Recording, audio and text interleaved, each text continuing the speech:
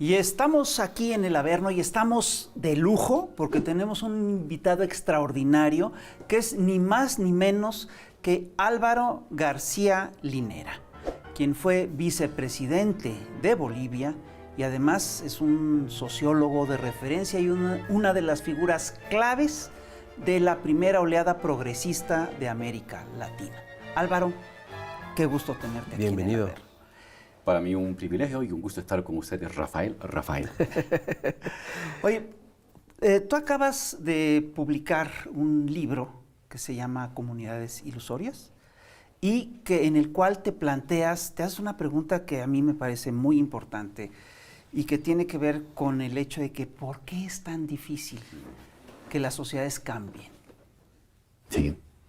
Mira, ahí hice una reflexión respecto a el curso de los procesos progresistas y los límites, ¿no? Y lo que encontré es que hay momentos en que hay estallidos sociales que transforman la disposición de las personas a cambiar a un presidente, a rechazar alguna política abusiva. Y eso es excelente. Pero en simultáneo hay otros aspectos de la vida que le he llamado el sentido común, que permanecen estáticos. De momento han dado curso a este estallido en un pedacito de la actividad de la vida, pero ese sentido común sedimentado por la formación familiar, por el colegio, por la universidad, por la vida en el barrio, Por los usos y costumbres. por los usos y costumbres conservadores que te han adecuado tu cuerpo, tu alma, tu mente, buscan retomar otra vez protagonismo y sobreponerse a esos sobresaltos temporales. Y decíamos entonces, si bien hay momentos en que la gente está dispuesta a cambiar al mundo, y hay que aprovechar esos momentos, no hay que contentarse con ese pequeño estallido, porque el sentido común conservador que llevamos todos en la piel y en el cerebro va a buscar otra vez asfixiar, sobreponerse y acomodarte a el individualismo, la tolerancia, la aceptación, el bajar la cabeza, el romper los lazos de solidaridad que tienes con los compañeros. Entonces, es muy difícil, no imposible, y el revolucionario no tiene que contentarse con la primera victoria. El revolucionario tiene que, sobre la primera victoria, cabalgar para la segunda, y luego cabalgar para la tercera, y luego para la cuarta ad infinitum. Porque si te detienes, te volverás a ser atrapado y luego volverás a ser jalado hacia el ámbito de la pasividad, la tolerancia con los poderosos y la adecuación moral al viejo orden. ¿Y cómo se puede transformar un sentido común desde la colectividad, desde abajo, desde la calle, desde el pueblo? Lo que pasa es que el sentido común es una gramática. Si bien las fuerzas más conservadoras a ser tolerante, a adecuarte a lo que existe, a no imaginar cosas distintas a lo que existe, es lo que más pesa en tu vida cotidiana, en tus gestos, en tus sueños, en tus expectativas, en tus palabras. Como es una gramática, porque tiene que adecuarse a sucesos siempre nuevos e imprevisibles, hay pedazos del sentido común escondidos, heredados de tu padre, de tu madre, de tu abuelo, que están ahí. De momento no visibles, no activados, pero están ahí latentes. No es que hay que introducir la conciencia mediante masajes a tu cerebro leyendo El Capital. No es cierto. Hay que activar elementos de tu propia vida cotidiana, de tu propia experiencia, pero que no están alumbrados y que son otro sentido común subalterno, pero de solidaridad, de expectativa, de ruptura moral con los abusos y las prepotencias. Ese sentido común está ahí, pero como sentido común dominado. Entonces, hay que ir, y esa es la labor del líder revolucionario, del militante, del intelectual, del líder social comprometido, gatillar ese otro sentido común dominado, marginal, pero existente en cada ciudadano, en cada persona. para hacerlo sobresalir por encima del sentido común dominante, más adecuado a la tolerancia moral con la dominación y la sumisión. Es curioso porque esto que se aplica al individuo también se aplica a la sociedad. Es decir, es muy difícil cambiar porque estamos hechos con lo que estamos hechos. Somos parte de lo que somos. Es decir, en México tuvimos después de la Revolución de Independencia, sí, una gran expectativa de que todo iba a cambiar, pero la sociedad de castas incluso permaneció igual, ¿no?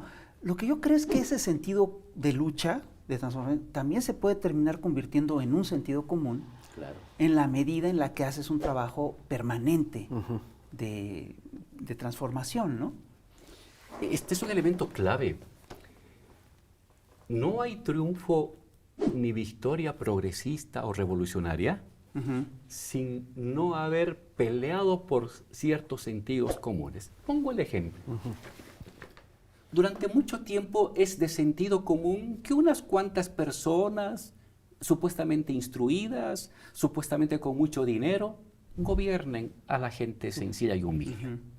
Así ha vivido la anterior generación. Ese es un sentido común. Pero en momentos, por algún suceso, algún agravio, alguna expropiación que recibes, alguna ruptura moral que tienes con la decisión del gobierno, comienza a abrir una fisura ese sentido común. Y dices, no, yo quiero que uno como igual a mí gobierne. Caso de Bolivia. Durante décadas, si no durante siglos, los indígenas en Bolivia, mayoría, aceptaban, soportaban, y si no aceptaban, les cortaban la cabeza, de que uno no igual a ellos, un extranjero, un criollo, gobierne. Pero llegó un momento en que algo se fisuró. Y la gente comienza a decir, oye, ¿por qué este tipo que nada tiene que ver conmigo, ni sabe cómo como, ni dónde vivo, que no ha sufrido como yo las inclemencias del tiempo, que no ha dormido en una cama de barro, que no ha vivido con un techo de paja, ¿por qué va a gobernarme? ¿Por qué no me gobierna uno igual a mí? Una pequeña fisura. La emergencia de un nuevo sentido común. Claro. Y la clave radica en cómo esa emergencia la irradias, la expandas como nuevo sentido común.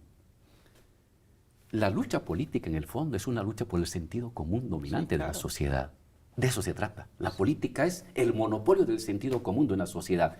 No de todos, de los principales sentidos comunes que tienen que ver con la riqueza colectiva, con quién decide, quién obedece, quién manda, quién ordena.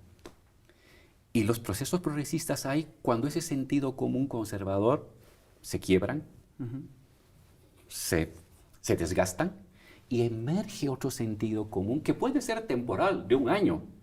O tú puedes convertirlo en un sentido común que se irradie más y conviertas ese despertar de protagonismo popular en algo mucho más duradero en el tiempo. Y no meramente una explosión temporal de rabia durante una semana o un día. Entonces, ha habido progresismos en América Latina porque han peleado el sentido común. Claro. Porque han roto pedacitos del sentido común dominante de pasividad y han instalado la idea de los pobres podemos ser protagonistas. Lo común puede estar por encima de lo individual. El Estado, que es el monopolio de lo común, puede estar por encima del mercado, que solamente favorece a unas cuantas personas. Eso ha sido una pelea contra el viejo sentido común que te decía, solo los muy capaces gobiernan, solo el mercado es el gran asignador de recursos y el Estado es una bola de burócratas que roban la plata, y uno es rico porque se lo merece, porque fue el más capaz, y tú eres pobre porque eres un fracasado. Claro. Ese viejo sentido común lo rompimos, pero durante 20 o 30 años ese viejo sentido común predominó. Sin embargo, ningún sentido común es invulnerable.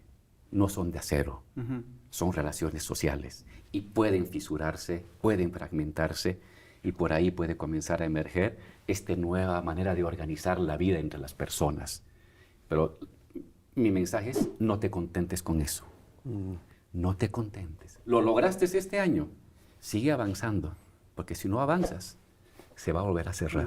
Tiene que ser un movimiento permanente, entonces. No en el transformación sentido permanente. del viejo debate de la revolución permanente, pero por oleadas por lo menos, ¿no? Perdón. Yo recuerdo que Adolfo Gili, que había sido guerrillero, de repente escribió una cosa que me parece muy bonita. Dice, lo que transforma a las sociedades más que las armas son las almas.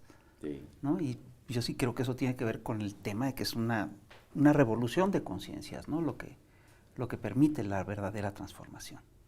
Y en el lenguaje que estamos usando en este diálogo, una revolución de los sentidos comunes. Sí, claro. El sentido común es lo que las personas hacen sin pensarlo, casi de manera automática. Exacto. Es lo que La decía manera Gramsci. de valorar lo justo o lo injusto, lo indigno y lo deseable, lo asqueroso y lo aceptable, esas cosas con las cuales reaccionamos casi espontáneamente como individuos, ese es el sentido común. Y ahí están las fuerzas más conservadoras de la sociedad. Ve a dar esa pelea ahí. Luego vas a tener la respuesta electoral de esa lucha.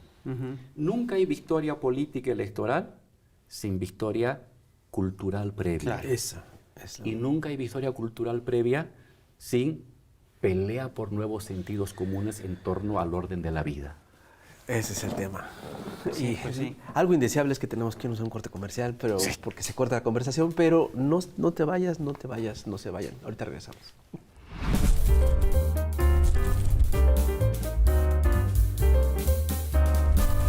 Querido electorado, ¿qué tal vives la intensidad de las pre-campañas presidenciales? Pre-coordinacionales de aquello que iniciara formalmente a fines de año. La cosa política nos ocupa bastante en México si tomamos como termómetro redes como el Twitter, ese reino del amor. Y digo que la cosa política nos ocupa, pero es más lo que nos preocupa a las mujeres en cuanto a los posibles contenidos relativos a nuestra agenda de derechos en la plataforma de izquierda. Como no son formas, tiempos, tendremos que esperar un poco para que nos sorprendan, espero, gratamente.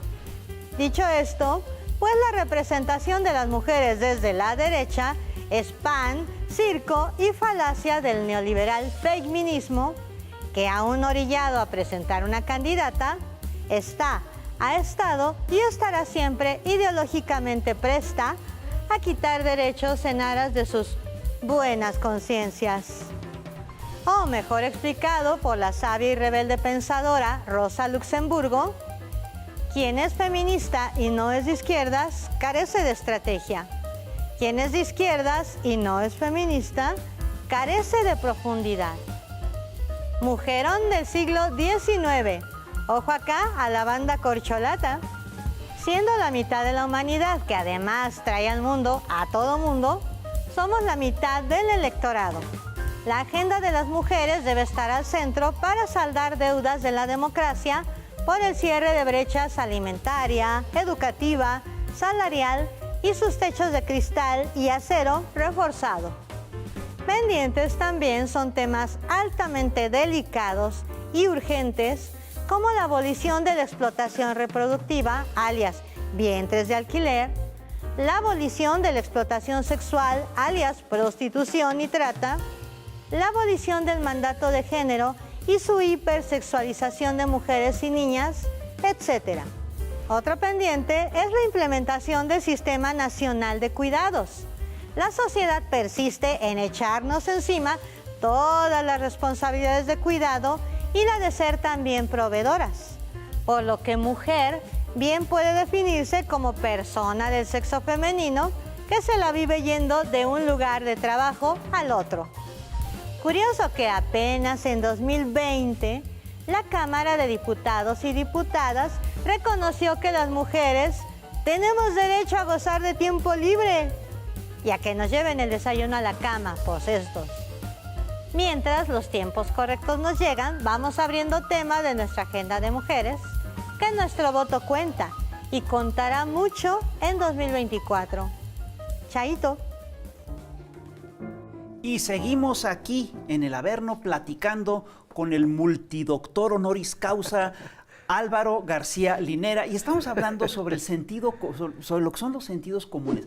La primera oleada progresista de América Latina se impuso a contrapelo de todo el sentido común que se había implantado en la era neoliberal, que era un sentido común que imponía los valores individuales por encima de los colectivos, la idea de que el mercado era lo único que valía la pena en este planeta, que es lo que tenía que regir la economía y regir a todos los países.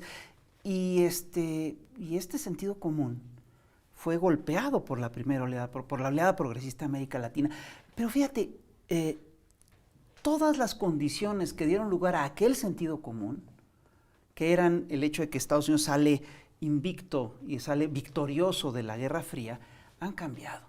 Estamos en un mundo en el que las lógicas están cambiando. Estados Unidos ya tiene competencia, el dólar no es la moneda de referencia de todas las transacciones internacionales. ¿Qué está pasando en el planeta? ¿Qué está cambiando en el planeta a nivel del sentido común? Mira, te lo resumo en una frase lapidaria del último informe del Banco Mundial, que dice: todas las condiciones económicas que generaron prosperidad durante 40 años se han desmoronado. Fíjate. Y no lo dice un izquierdista. No. Lo dice el director de la carrera de Economía de la UNAM, lo dice el Banco Mundial. El mundo ha cambiado enormemente. Los datos son contundentes por el lado de el incremento de la desigualdad social en el mundo, que es así, espeluznante, por el lado de el estancamiento de ciertos países en su crecimiento. Mira, Estados Unidos, que es la principal potencia del mundo, lo sigue siendo. Hace 30 años tenía el 27% al 30% del Producto Interno Bruto. China el 8%. País más poblado del mundo, pero era un enano económico. Al 22%. Estados Unidos sigue siendo la potencia más grande del mundo, 23% del Producto Interno Bruto, China el 20%. Nada más. Ahí va. Mientras los norteamericanos, por haber perdido la manufactura, en esta idea de globalización, no importa dónde se produce, con que sea más barato, pues llevo a la fábrica allá. Claro. Lo llevaban a México, lo llevaban a Singapur, lo llevaban a China. Sí. Pero luego esos chinos aprovecharon y se potenciaron. Y de ser el 8% del Producto Interno Bruto, hoy tienen el 20% del Producto Interno Bruto y son líderes en manufactura, en industria. Europa y Estados Unidos líderes en servicios. Entonces estos tipos se han dado cuenta que ese mundo no les conviene, que el libre mercado los está condenando a la decadencia. Mientras que el libre mercado ha servido para que China se convierta en una gran potencia. Y tarde o temprano va a haber una confrontación entre dos grandes potencias. Entonces lo que han decidido estas personas y las instituciones que acompañan es no asumir que China no es su gran manufactura de los norteamericanos, sino es el gran competidor, el adversario sistémico, el enemigo. Y entonces ha comenzado un proceso de retraimiento de las cadenas de valor. Y se ha definido, es muy interesante leerse la última conferencia del asesor de defensa de Estados Unidos, Jack Sullivan, que define el nuevo consenso de Washington.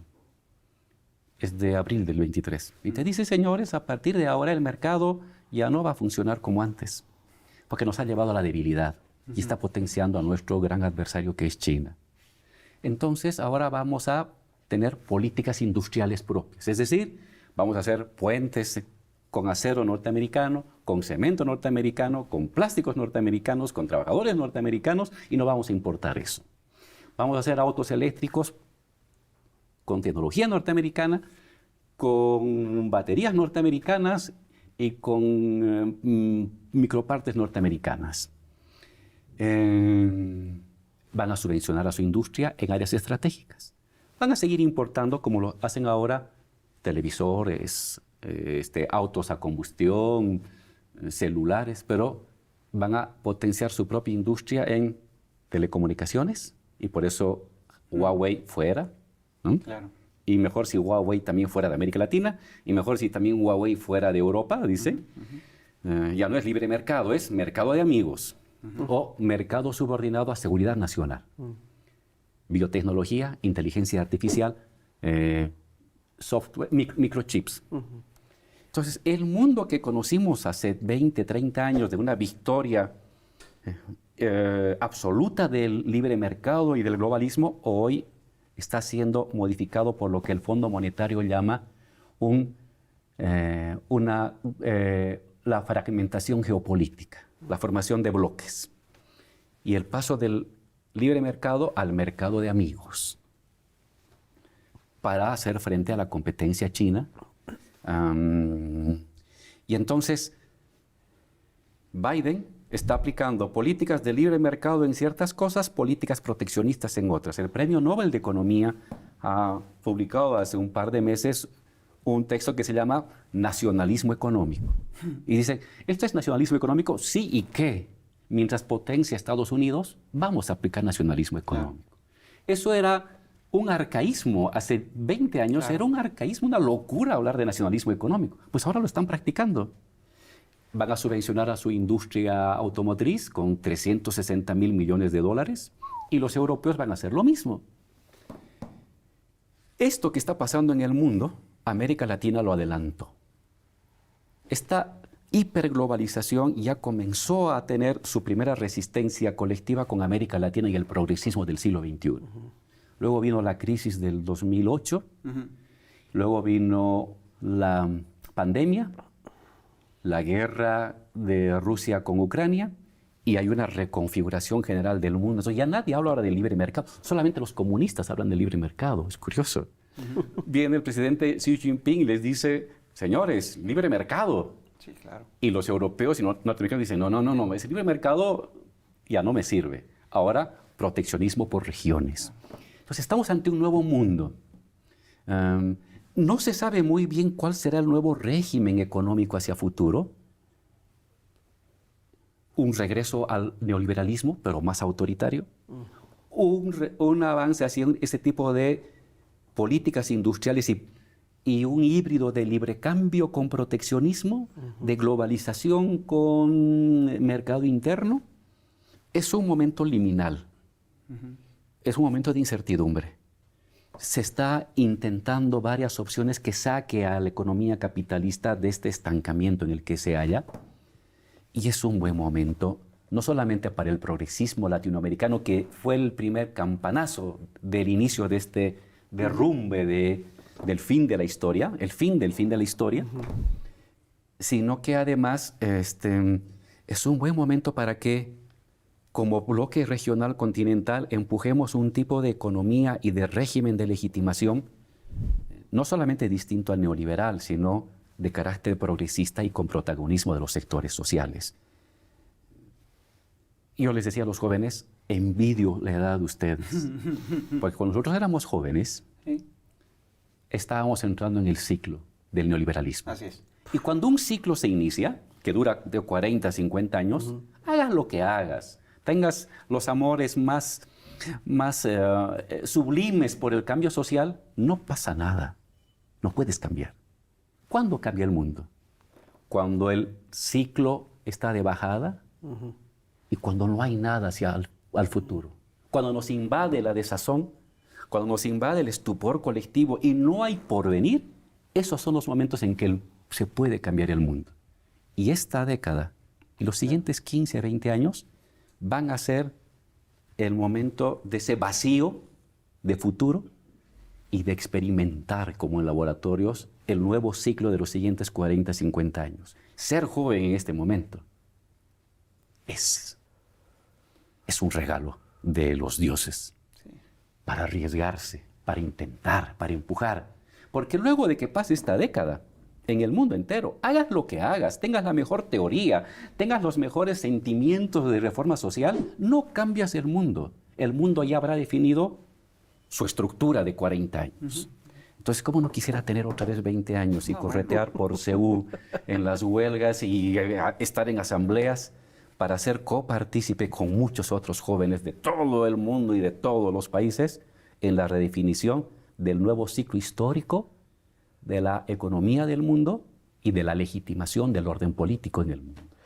Y seguimos aquí en el Averno, en el Plus de YouTube, platicando ni más ni menos que con Álvaro García Linera.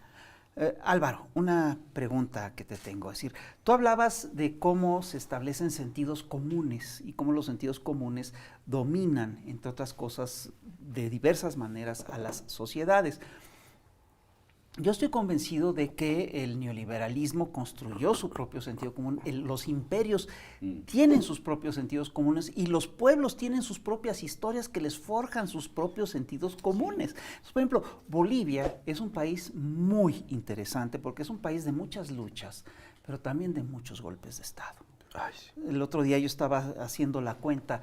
Creo que desde 1825 hasta la fecha ustedes han tenido 189 golpes de Estado. 189 golpes de Estado. A ustedes les tocó uno hace poquito. Y fue un golpe de Estado que ya nadie esperaba, porque se supone que ya no, los golpes de Estado ya no estaban en el menú, digamos, del imperial moderno, ¿no? Yo te querría preguntar, ¿qué lecciones sacas de ese golpe de Estado y qué papel jugó México digamos, en el asilo que se les dio a ti, a Evo, a toda su gente? Mira, la primera lección que saco de ese golpe de Estado es que toda lucha por la igualdad genera un resentimiento. La igualdad también genera agravios. Se trata de un articulito que voy a escribir también, la igualdad como agravio. ¿Por qué? ¿Qué pasó en Bolivia? Pero cosas similares suceden en otras partes. Claro. Había una clase media tradicional, que eran los que donde salían, la cantera donde salían los funcionarios públicos, gobernadores, embajadores del Estado, y los que eran contratados por las empresas para abastecer al Estado. O sea, era una clase media usufructuaria del vínculo con el Estado durante mucho tiempo. Y abajo, el pueblo llano. Con Evo, este pueblo llano, sin agredir a los del medio, los de abajo comienzan a subir. Nosotros hemos sacado al 30% de la extrema pobreza. sí, sí, sí. 30% de la población en una década. Hemos reducido la desigualdad Del 60 y... en términos de Gini del 0,59 al 0,42. Entonces, hemos hecho que la gente de abajo suba un poco. Hemos creado una nueva clase media de origen indígena, popular. Okay. Y ahora, para ser diputado, no tenías que apellidar MacLean, sino Quispe. Para ser canciller, no tenías que ir a jugar al club tenis, sino tenías que militar en un sindicato agrario, campesino. Claro. Y eso te abría puertas para llegar a ser canciller. Con gobernaciones, diputaciones, ministerios, administración pública. Es decir, has tenido la emergencia de una clase media indígena popular. Y la clase media tradicional eso lo ha visto como agravio, Claro. como un insulto a su derecho natural por apellido, por color de piel, por vestimenta, por idioma, a acceder a los puestos intermedios de poder. Sí, el privilegio era para ellos algo normal. Un hecho de naturaleza, De naturaleza. que estaba en tu ¿Y piel, cómo en tu te lo color. pones, cómo se lo cuestionas, ¿no? Un sentido común colonialista. Plenamente, porque era una estructura social racializada. Exacto. Claro. Color blanco de piel, clase media o alta. Color moreno de piel, clase obrera, campesina y popular, sin derechos y sin oportunidades. Y eso cambia. La piel blanca se repliega, ya no te da privilegios, y la exhibición de un poncho campesino, de la asociación o de una comunidad agraria o de un barrio popular o obrero, te abre las puertas de los palacios, de los ministerios, de las cancillerías, de las diputaciones. Indios al poder. Y eso les hierve. Esa sangre. Genera odios, resentimientos. Sí. Ese fue el caldo de cultivo de sectores minoritarios y en decadencia de clase media, racistas a morir, Sí, claro.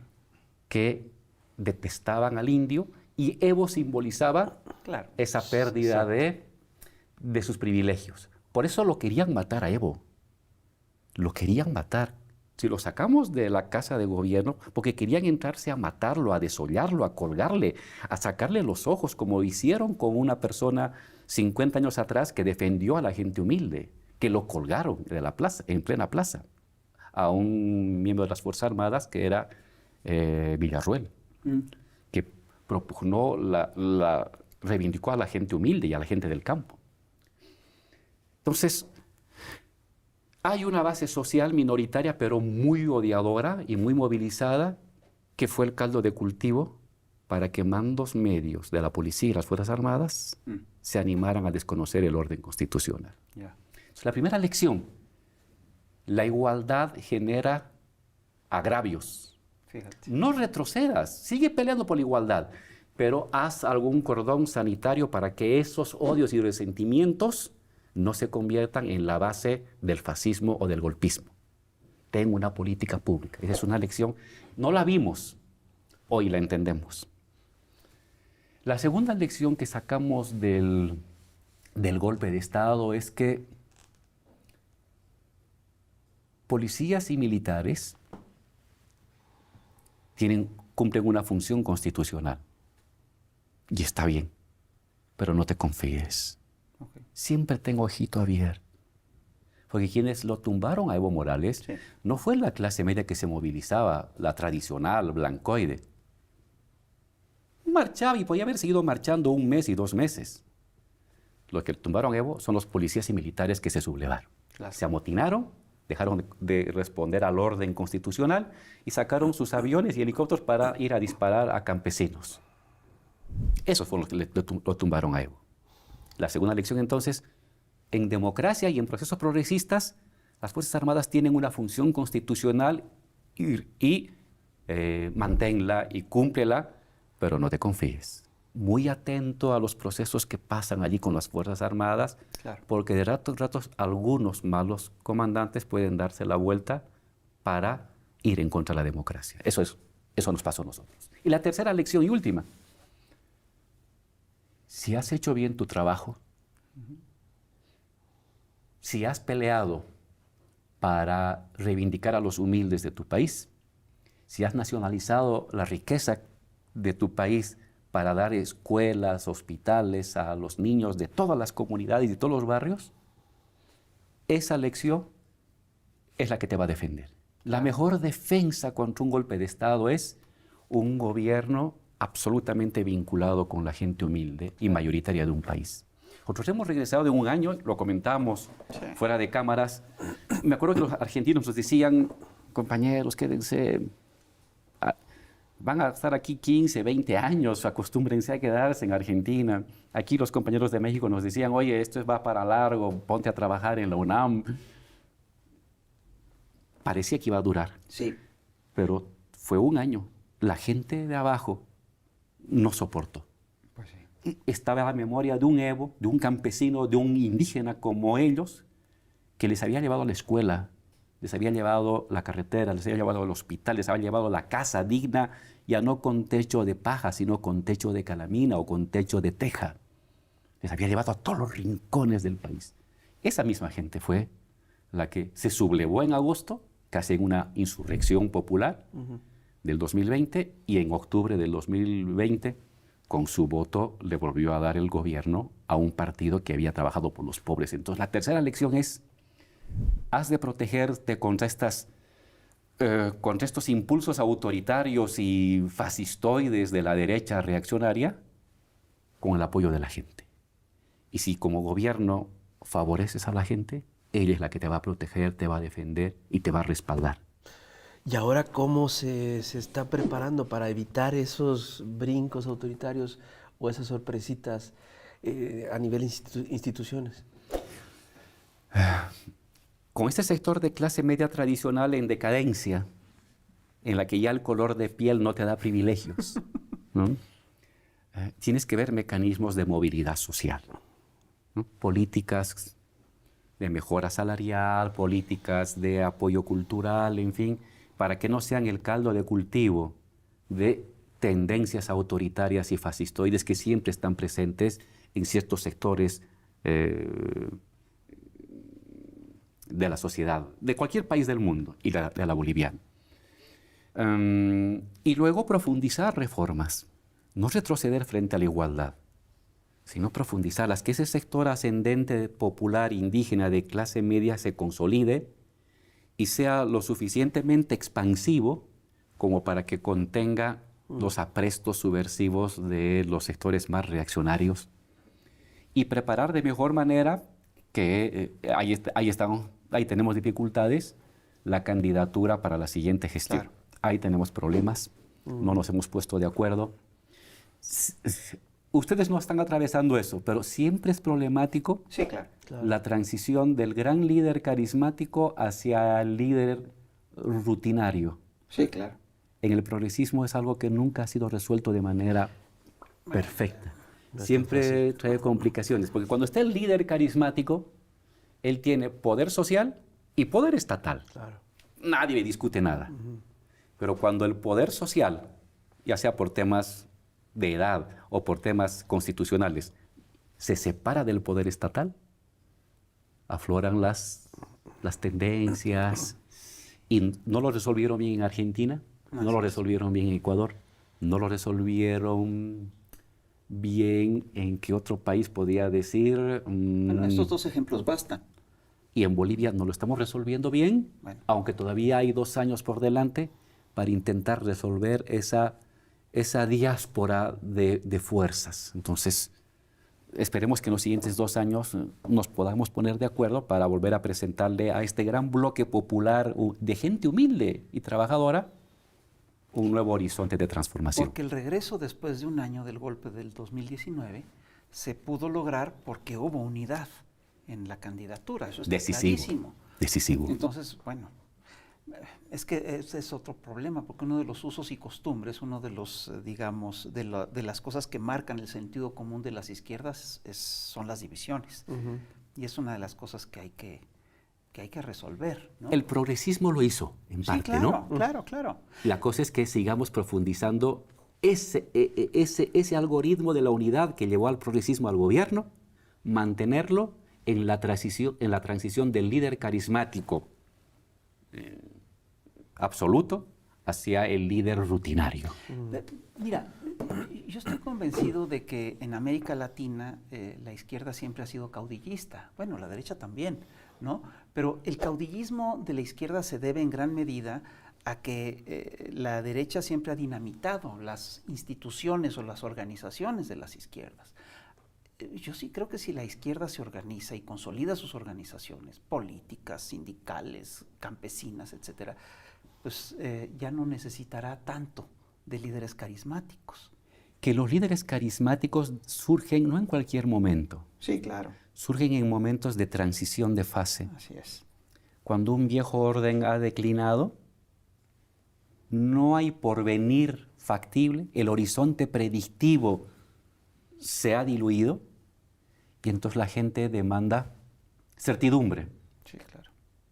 Puede ser de este lado de las derechas autoritarias o puede ser del lado de las izquierdas progresistas, pero un líder fuerte que dé certidumbre en medio de un caos y de una ausencia de visibilización de lo que viene hacia futuro. Ese es el momento en que ciertas personas dan lugar a líderes carismáticos. Pero luego, una vez de que el líder carismático hace la transición hacia un nuevo régimen, él no puede quedarse permanentemente. Claro. A veces pueden tener una reelección, a veces ni una. Y ahora tienes que pasar al líder ya no carismático, pero progresista. Ahí siempre va a haber dificultades, pero yo creo que está la clave en lo que tú dices. La fuerza de la unidad que te permitió que la izquierda, después de muchísimo tiempo, llegue al gobierno, tienes que saberla cultivar de manera democrática para que después del líder carismático te mantengas en el gobierno y en el poder de transformación progresista, aunque ya no tengas al líder carismático. Porque inevitablemente viene ahora un momento administrativo del cambio. Ese es inevitable. Que esa transición hacia el líder más administrativo, más sosegado, no venga cargado de tanta conflictividad ni de división. Esa es una tarea nueva para el progresismo, no lo habíamos pensado antes, Claro. pero ahora que ya estamos en el gobierno 14 años o están 7 años, pues tienes que pensarlo, ¿no? Claro. qué bien que hayamos llegado al gobierno, pero ahora ¿cómo haces para mantenerte en el gobierno los siguientes 5, 10, 15 años? Gestiona bien la transición hacia un líder administrativo y aplaca las tendencias internas de manera democrática, y el líder social carismático acompañará este proceso, pero ya no tiene poder estatal, entonces su fuerza ya no es tan fuerte. Oye, Álvaro, hablando de todo esto, ¿qué herramientas necesita la izquierda? Un gobierno progresista ante dos campos de batalla que son muy, muy tramposas, que son la mediática y la judicial. ¿Cómo se puede uno preparar ante eso? Cuando hay una evidente desventaja en los aparatos culturales, en toda esta maquinaria, sobre todo la mediática. Oye, yo creo que ahí el que lo ha hecho mucho mejor es el presidente AMLO. Sí. Ese nos ha dado lección a todos los sudamericanos. Porque en Bolivia intentamos de una manera, en Venezuela de otra manera, en Argentina de otra manera. En Ecuador. Funcionó a medias. En Bolivia intentamos con radios comunitarias, muchas radios comunitarias, y funcionó. Pero tenías las radios y la televisión, los periódicos influyentes en la ciudad, que te generaban un ambiente muy adverso, y luego las redes con la gente poniendo dinero desde el extranjero, en fin. Claro. Pero creo que el presidente AMLO lo que ha hecho es copar el centro mediático de la información política. Él es la política en México. Los demás son gatos alrededor, maullando, sin mucha eficiencia. Claro, esas mañaneras hay que patentarlo, ¿no? Como un hecho del progresismo. Claro, porque él está cada día respondiendo, comentando lo que dice el Twitter, el rumor, la información del periódico de la tele. Él está marcando la agenda antes de que otros le marquen la agenda. Fantástico. Ese es un algoritmo para el progresismo en cualquier parte del mundo. ¿Cuál es otro tema? El judicial. El judicial. Claro. Lo que pasa es que el Estado, uno a veces lo ve como una estructura en bloque, y en verdad el Estado es como una confederación de poderes, ¿no? Si bien concentra lo común por monopolios de una sociedad, en su interior hay múltiples poderes. Tienes el poder policíaco y militar, que es un poder autónomo en el marco del Estado, que negocia sus recursos y sus opciones con el poder ejecutivo, con el poder legislativo. Tienes tú el ejecutivo y el parlamento, tienes los gobiernos subnacionales y tienes el poder judicial como otro poder dentro del poder. Todo ese conglomerado complejo es el Estado. Cuando el progresismo llega al gobierno, lo hace por vía electoral y solamente puede cambiar el ejecutivo y con suerte parte del legislativo. Pues tienes el poder militar, que no lo has tocado, el poder policial, que no lo has tocado, tienes el poder judicial, que no lo has tocado, y ya no digamos del poder económico y mediático. Aparte. Entonces, tienes que llevar, en términos constitucionales, tu transformación y tus victorias también a esos otros terrenos.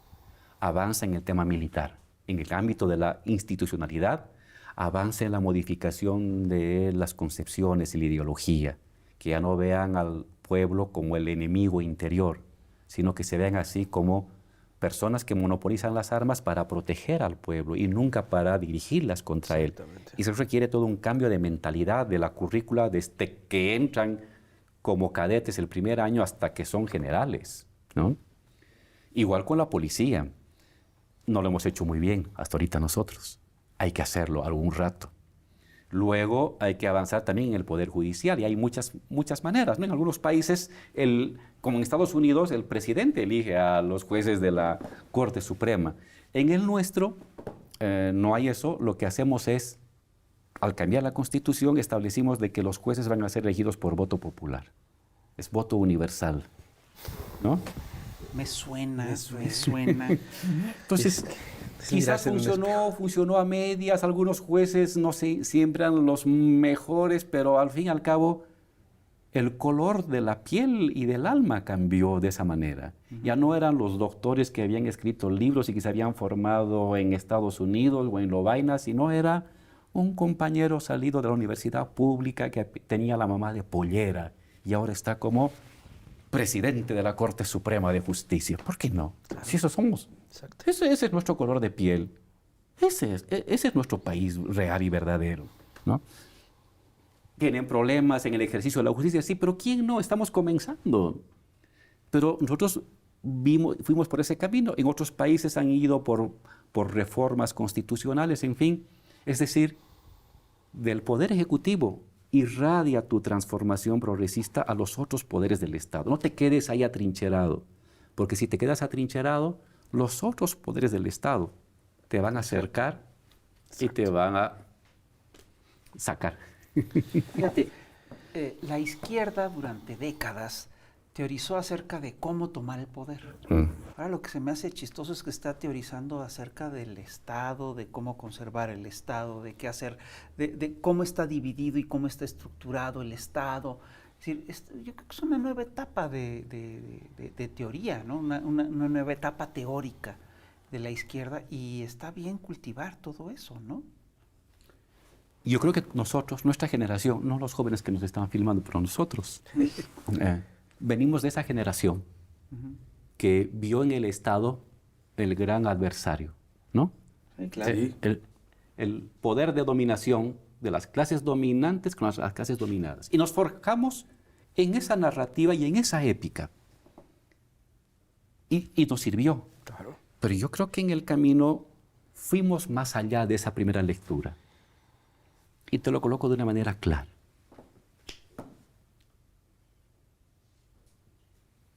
Las personas que nos ven, los tres pagamos impuestos. Cada vez que compramos un refresco, comemos unos tacos, pagamos un impuesto. ¿Dónde va ese dinero del impuesto? Al Estado. Si el dinero del Estado es mi dinero, yo estoy aportando ese. Se supone que para que luego eso se convierta en obras públicas. ¿Dónde fue la lucha de los trabajadores que pelearon por las 8 horas? ¿Dónde está esa lucha? La leemos en los libros. ¿Y dónde quedó registrada, consagrada y cristalizada? En un código de trabajo. 8 horas, derecho a la vacación, derecho al despido. ¿Dónde quedó la lucha por la salud pública? En el Estado. Es decir, el Estado es también nuestra lucha. Es el registro cristalizado de nuestras peleas, de nuestra autonomía, de nuestros recursos, de nuestra cultura. Está ahí. Monopolizado por un grupo, por una élite, sí. Pero hay un pedazo de mí, de mi historia y de todos los mexicanos en ese Estado. Cuando yo digo Estado de la dominación, que domina, y no voy a pelear por ese Estado, estoy renunciando a mi lucha, a mi historia, a mis recursos, a mi memoria. No puedo. Entiendo que en ese Estado hay gente malvada que malutiliza esos recursos y ha servido para enriquecer a unas cuantas familias. Pero ese Estado también se construyó con mi sangre, mi esfuerzo y mi dinero. ¿Por qué no lo recupero? ¿Por qué no lo transformo para que eso que es mío como sociedad me sirva a mí y no a 4 familias de oligarcas? Entonces, yo creo que esta reflexión sobre esta dualidad del Estado, dominación común,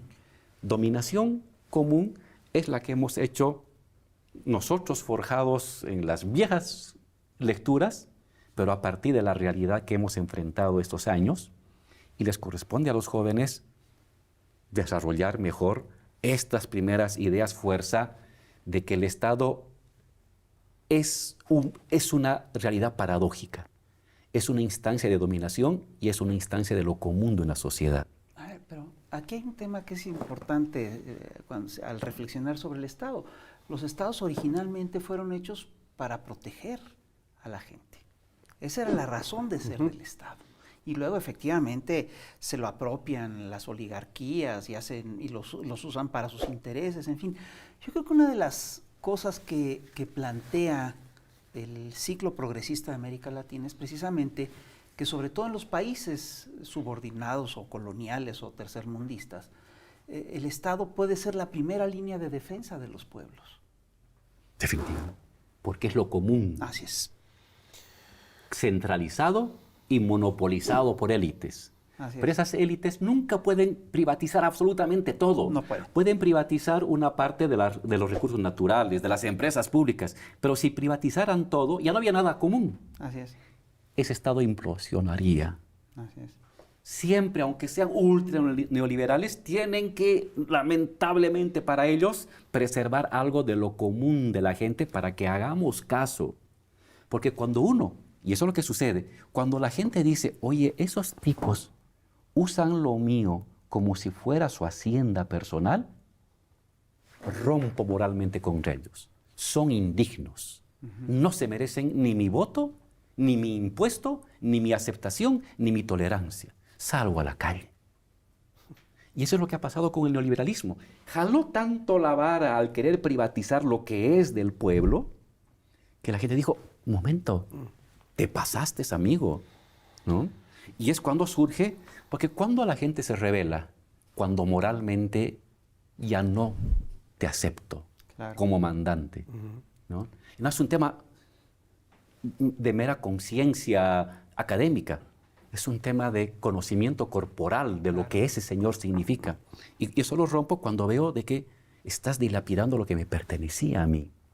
Y digo, no, lo voy a recuperar. Y voy a poner a otras personas. Y luego te voy a apoyar si tú quieres nacionalizar otra vez lo que nos robaron estos malvados. Y mejor si nacionalizas más para que esa riqueza que se la llevaron llegue a mi familia, a mi barrio, a mi gente, a mi comunidad, ¿no?